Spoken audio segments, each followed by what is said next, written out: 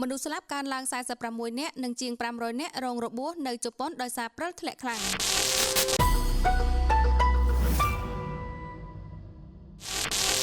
ទិន្នន័យថ្មីចុងក្រោយបង្អស់ពីភ្នាក់ងារគ្រប់គ្រងគ្រោះមហន្តរាយនៃប្រទេសជប៉ុនបានបង្ហាញនៅថ្ងៃអង្គារទី10 ខែកុម្ភៈថារយៈពេលជិត3សប្តាហ៍មកនេះនៃព្រិលធ្លាក់គ្របដណ្ដប់យ៉ាងខ្លាំងក្លាបានផ្តាច់ជីវិតមនុស្សកើនឡើង46នាក់ខណៈ